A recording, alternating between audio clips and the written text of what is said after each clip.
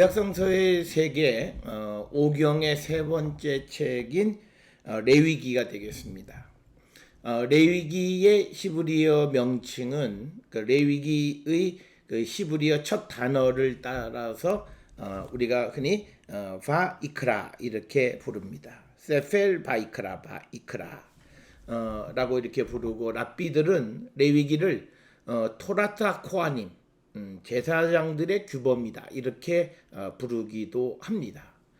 여기서부터 이제 그 헬라어 명칭인 레비티콘이 생겨났고, 이것을 라틴어로 레비티콘 이렇게 거쳐서 영어의 레비티쿠스 이렇게 발전하게 되어졌다. 그래서 레비티콘이라고 하는 헬라어가 라틴어 레비티콘을 거쳐서 영어의 레비티쿠스로 발전하게 됐다. 그런 명칭이 생겨났고, 명칭을 통해서 보면 이거는 제사장들의 어떤 규범에 관한 책이다, 뭐 이렇게 우리가 이해할 수 있습니다. 레위기에는 전체적으로 247개의 율법이 기록되어 있습니다. 그러니까 613개 가운데에서 대략 한 3분의 1 이상 되는 그 율법이 이 레위기서에 247개 율법이 기록되어 있다. 그런데 이제 오경의 다른 그 이 율법과는 달리 레위기에 기록되어 있는 이 율법, 이 법들의 특징은 처벌 규정이 기록되어 있지 않다라고 하는 겁니다. 그래서 어떤 학자들은 이 레위기의 율법을 어떤 율법이라고 이해하기보다는 어떤 제의에 관한 규범으로 이해해야 한다, 이렇게 주장을 하기도 합니다. 그런 가운데에서 단지 레위기 26장 3절부터 45절에는 전체 규정에 순종하는 자와 불순종하는 자에 대한 상과 처벌의 규정이 있는 것, 이것이 하나의 좀 특이하고 예외적인 것이다 라고 하는 겁니다. 우리가 레위기가 비록 제사장의 지침서 혹은 제사장의 안내서로서 제사장들에게 초점이 맞춰져 있기는 하지만, 그러나 실제로 이 레위기 안에 제사장에 관한 규범은 그렇게 많지 않다라고 하는 겁니다.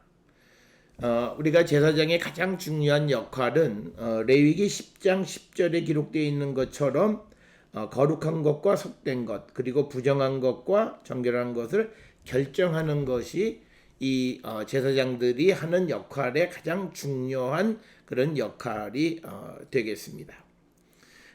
레위기서에 247개의 그 규정, 율법이 기록되어 있는데 그 가운데에서 제사에 관한 것이 63개, 그리고 성전과 제사장에 관한 것이 25개 이렇게 등장하고, 그 외에 많은 규정들은 이스라엘 공동체에게 주어지는 지침서 같은 그런 역할을 한다. 그래서 88개를 제외한 나머지 것들은 이스라엘 공동체에게 주는 규정이다. 그렇기 때문에 레위기 1장 2절에서 이스라엘 자손에게 말하여 이르라 라고 기록하고 있다라고 하는 겁니다.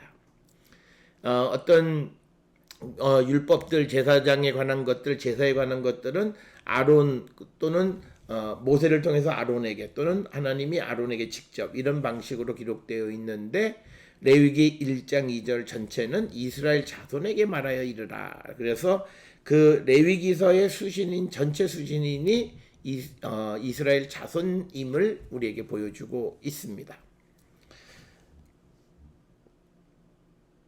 자, 이 레위기서가 오경에서 갖는 중요성은 첫째는 613개의 율법 가운데 40%나 되는 247개가 기록되어 있다는 것에서 우리가 그 레위기가 얼마나 중요한 책인가라고 하는 것을 알 수가 있고, 더 중요한 것은 이 레위기서에 이스라엘 종교의 핵심적인 제의의 절차, 방법, 그리고 시기, 이런 것뿐만이 아니라 제사장에 관한 규범을 기록하고 있다라고 하는 것. 그러니까 이스라엘이 제사장 나라인데 그 제사장 나라의 제의의 절차뿐만 아니라 제사장에 관한 규범들을 담고 있기 때문에 이 레위기서가 갖는 중요성은 대단하다라고 하는 겁니다. 특별히 레위기서는 그 이스라엘 사람들이 제사를 드릴 수 있는 자격의 가장 중요한 그 자격 요건인 이 거룩함에 관한 규정을 담고 있다라고 하는 겁니다. 그래서 어떤 것이 거룩한 거냐라고 하는 거룩에 관한 규범이 이 레위기서에서 결정한다라고 하는 겁니다. 이런 이유로 레위기는 학교에서 처음 가르치는 책이기도 하고 고대 이스라엘 학교의 기원은 제사장 학교에서 우리가 찾을 수 있다 이렇게 설명을 합니다.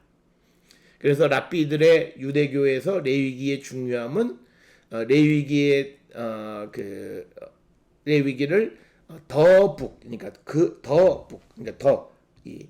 그만큼 소중한 책이다 이렇게 부르는 데서도 알 수 있고 민수기나 신명기는 그냥 books 또는 other books 이렇게 부르는 것에 비해서 레위기를 the book으로 부르는 것에서 우리가 그 어느 정도 중요한가를 짐작할 수 있다라고 하는 겁니다. 자, 우리가 레위기서는 전체 27장 859절 그리고 히브리어 단어로는 44,790단어 그리고 레위기의 정가운데는 레위기 15장 7절이 그 정가운데를 구성하고 있습니다.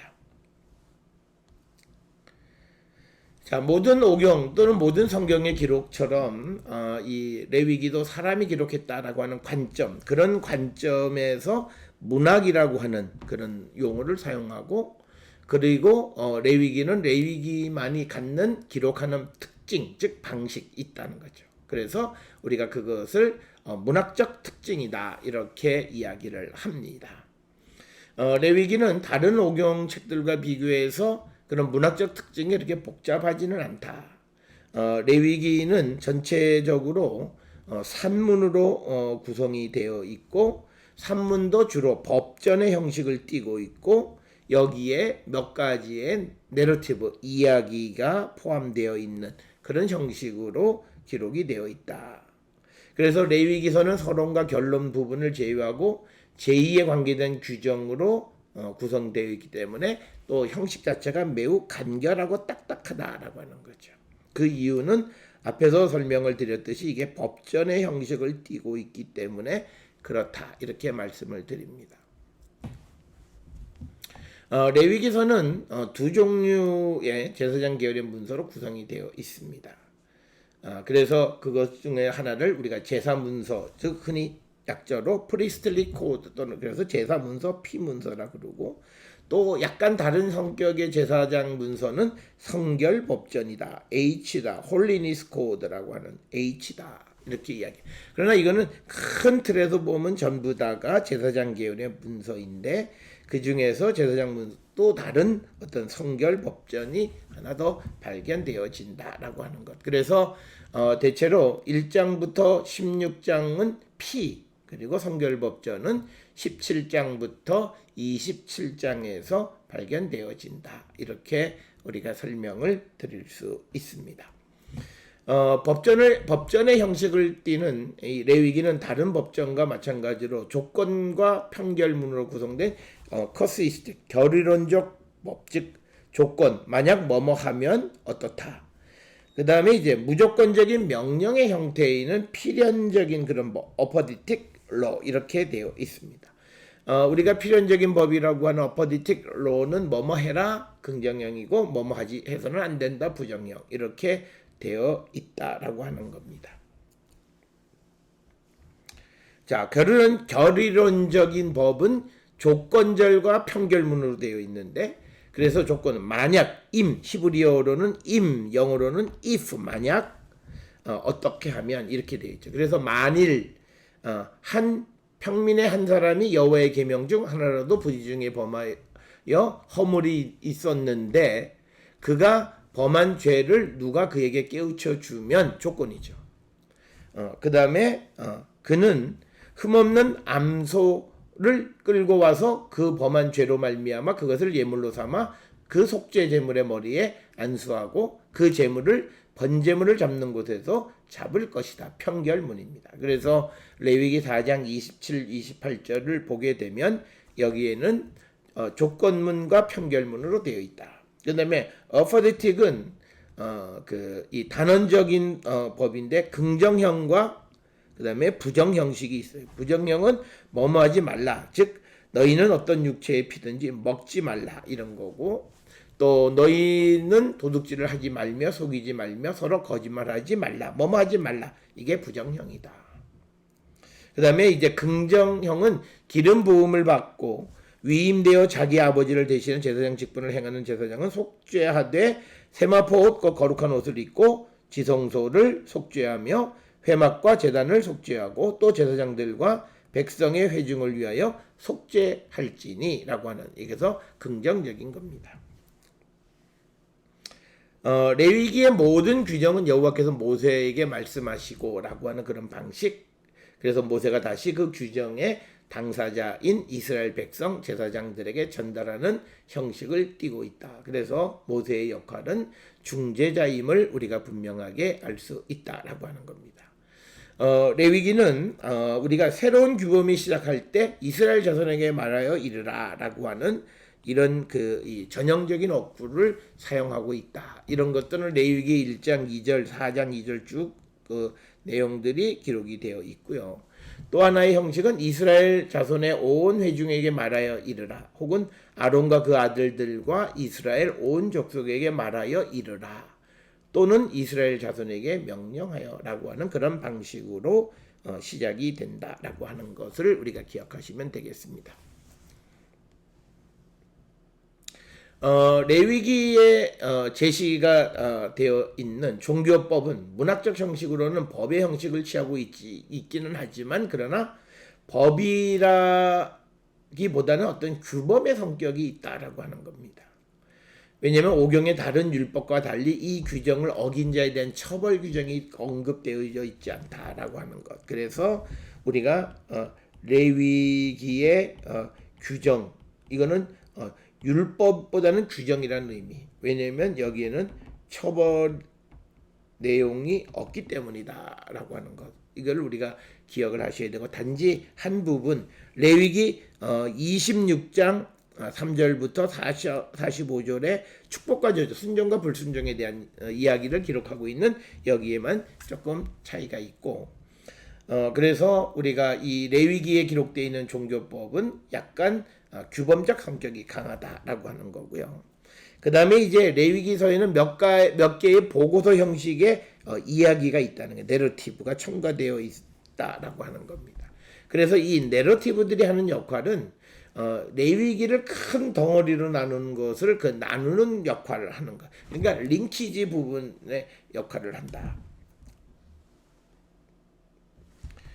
그것은 우리가 밑에 있는 그림을 보게 되면 우리가 1장부터 9장까지 이론적인 이야기가 있고, 그 다음에 10장 1절부터 20절까지 나답과 아비후의 죄와 이들의 죽음에 관한 스토리가 있고, 그 다음에 11장부터 23장까지의 법이 등장을 하고, 그 다음에 24장 10절부터 16절에서 하나님의 이름을 모독한 자에 대한 처벌이 관한 이야기가 기록이 되어 있고, 이어서 25장부터 27장까지의 어떤 추가적인 규정이 기록이 되어 있다. 그래서 우리가 이 스토리, 나답과 아비후 이야기라든지 하나님의 이름을 모욕한 이야기라고 하는 것은 A, B, C라고 하는 세 개의 큰 덩어리를 연결시키는 연결고리 역할을 한다라고 하는 것을 우리가 기억하시면 되겠습니다. 오경의 다른 책들과 비교해서 레위기 본문은 비교적 잘 보관이 되어 있습니다. 그래서 사본들 사이에 약간의 차이점이 있긴 하지만, 그러나 그 차이는 그렇게 크지 않다.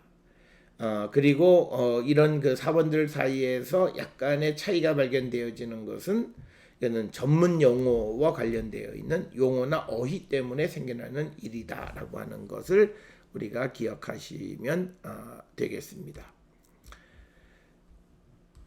우리가 레위기서에서 그 레위기를 기록하는 데 있어서 가장 중요하게 많이 사용하는 그런 것, 특히 그 말은 뭐냐, 레위기를 이해하는 데서 중요한 건 뭐냐면 공간적 상징주의가 중요하다는 거죠.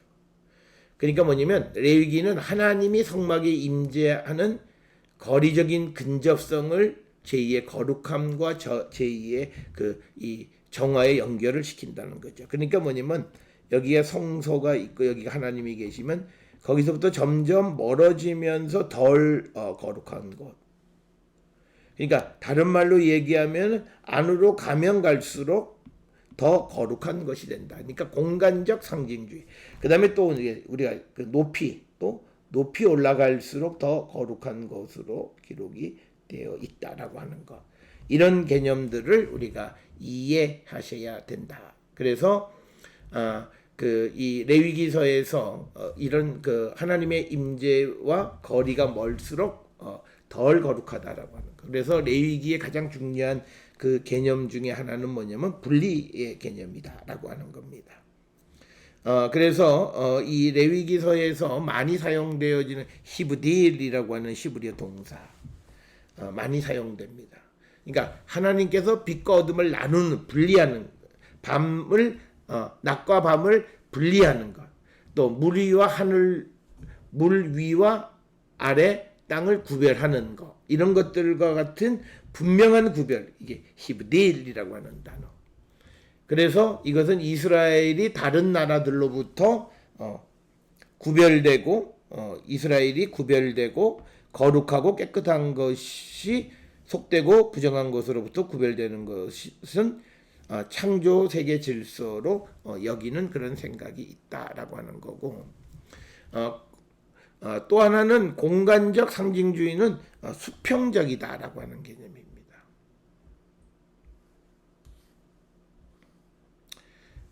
그래서 우리가 이 말은 뭐냐면 어떤 것의 안과 밖, 오염으로부터 거룩함이 증가되는 곳. 그래서 우리가 민족들, 광야, 진, 박, 제단, 회막안, 성막 이렇게 되어 있다. 그래서 제2의 수평적, 수직적 상징주의가 잘 결합되어져 있다라고 하는 것. 그래서 앞에서도 설명을 드렸듯이 레위기는 안으로 들어갈수록 그다음에 그러니까 안으로 그다음에 위로 갈수록 이게 거룩한 곳이다. 이 개념입니다. 이걸 매우 강조하는 겁니다.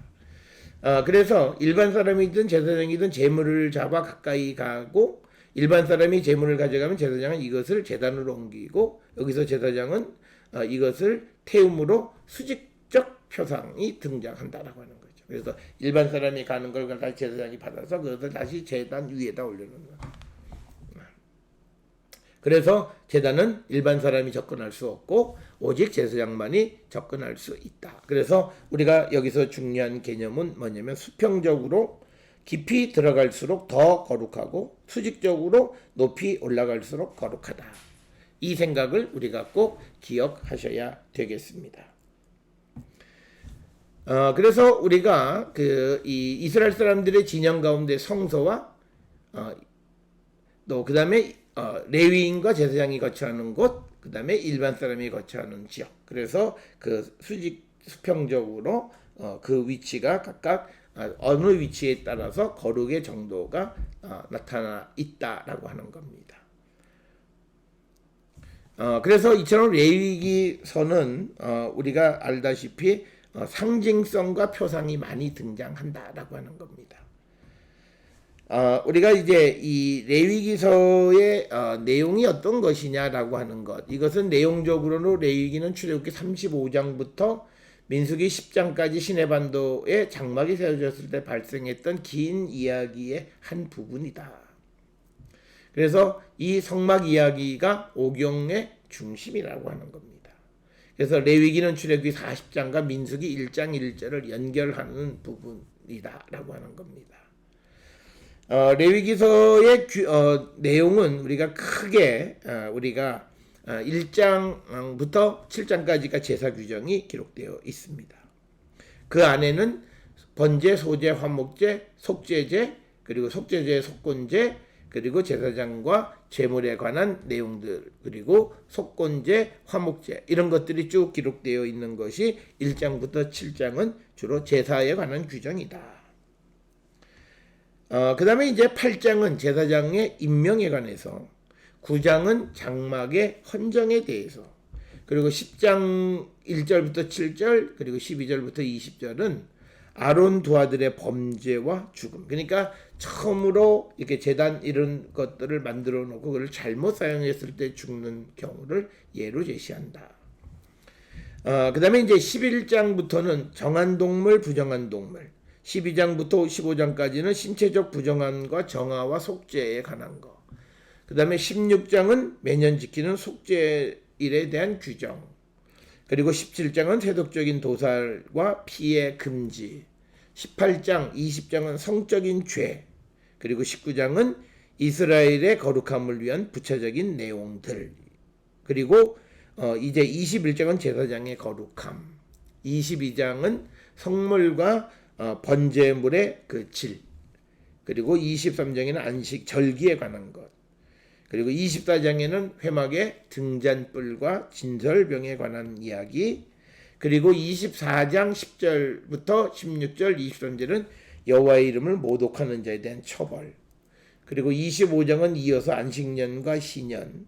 그리고 26장 3절부터 45절은 순종하는 자에 대한 상과 불순종하는 자에 대한 처벌.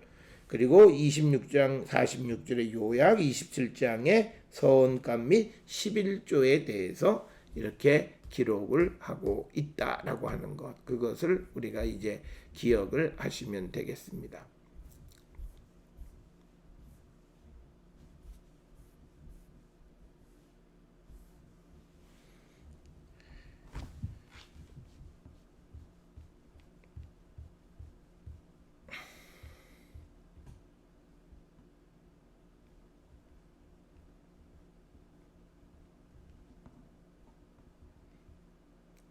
자, 그 다음에 이제 레위기서의 연대가 언제냐? 마찬가지로 오경의 다른 책들과 마찬가지로 저작 연대를 결정하는 것은 매우 어려운데, 보편적인 생각은 바벨론 포로 이후의 자료들을 포함하고 있기 때문에 포로 이후 시대로 추정한다라고 하는 포로 이후 시대.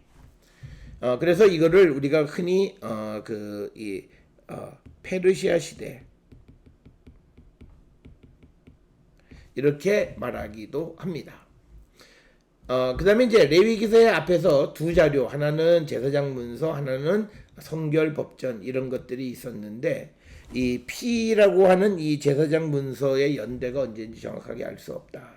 그런데 어떤 이들은 이것은 유다 왕국 멸망 직전 예루살렘의 제사장 서기관들에 의해서 기록됐다 이렇게 주장하고, 그 다음에 또 하나 있는 H라고 하는 성결법전이라고 하는 이것은 바벨론 포로 시대에 첨가되었다.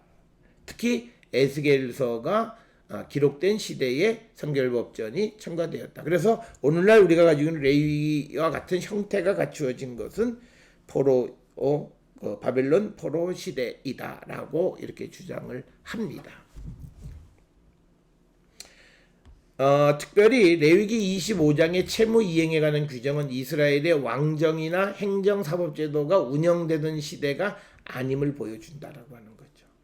즉, 이 말은 바벨론 포로 이후 제사장에 의해서 유대 사회가 운영되던 시대를 배경으로 형성됐다. 이렇게 우리가 이해할 수 있다. 그래서 우리가 레위기서가 오늘날과 같은 책의 형태로 기록되어지기 시작한 것은 바벨론 포로 이후 시대다. 이렇게 주장을 합니다.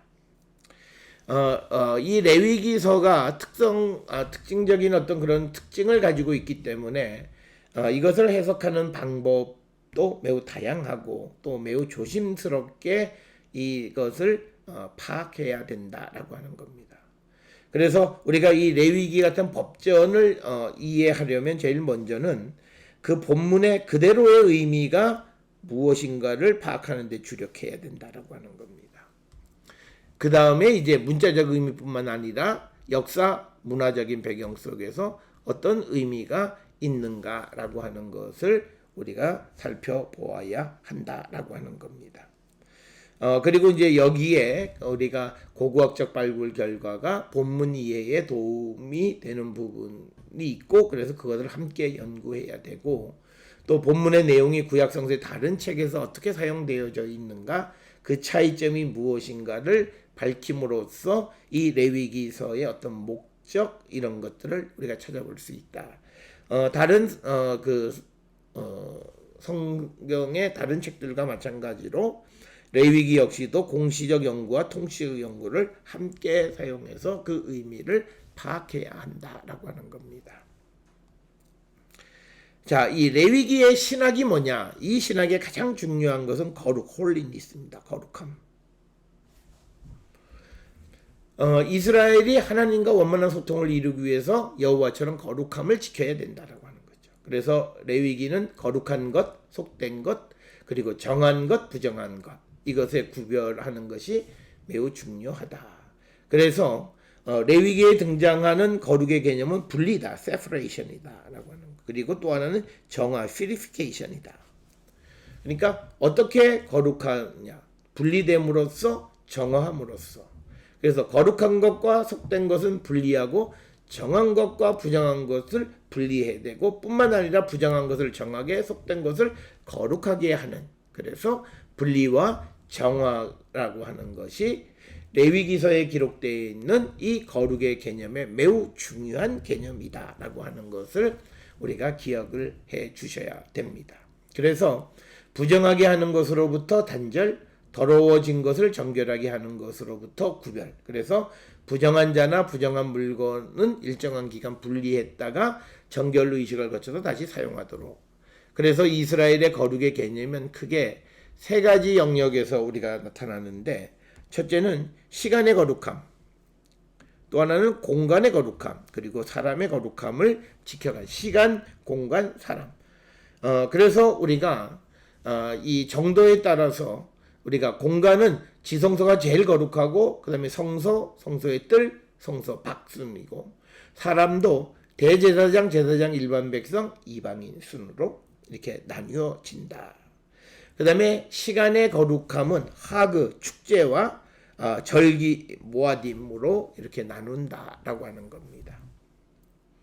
장소의 거룩함은 성소, 이스라엘 백성 자신이 거룩함을 지켜야 하고, 사람을 대표하는 것이 대제사장, 제사장 가운데 대제사장이 1년에 한 차례 그 성소에 들어간다.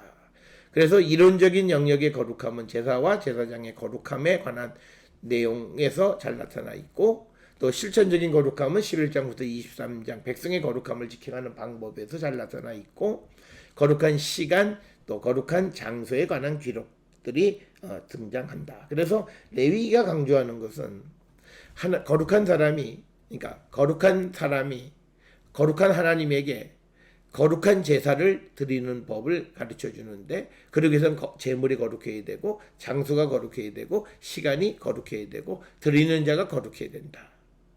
그래서 이 거룩의 개념이 이 레위기의 중심 주제이다. 신약 성경에 레위기는 총 18번 언급이 됩니다. 그래서 표에 보듯이 레위기서가 신약 성경에 골고루 이렇게 기록이 되어 있다라고 하는 겁니다. 특별히 우리가 이 레위기서를 공부하면서 가장 많은 사람들이 관심을 갖는 게 제사에 관한 거예요. 그래서 제사를 뭐 5대 제사 뭐 이렇게 이야기를 하는데, 이 제사는 기본적으로 우리가 세 가지 제사입니다. 번제, 소제, 전제. 여기 지금 이제 전제가 빠졌어요. 근데 전제를 뺀 이유가 뭐냐면 이게 화제이기 때문에.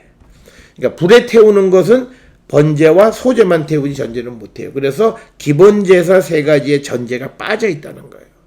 그런데 자꾸 이걸 오해해요. 그래서 우리가 상번제에 보면 번제, 소제, 전제를 다 드리잖아요. 이게 기본이라는 세팅.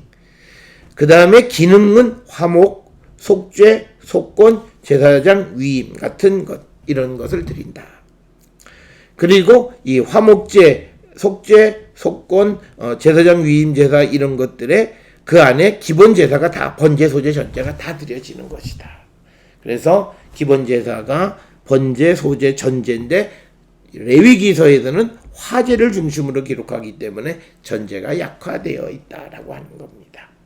자, 그래서 레위기는 거룩하신 하나님 앞에 어떻게 거룩한 제사를 드릴 것인가에 관한 내용을 기록하고 있는 책이다라고 하는 것을 기억하시면 되겠습니다.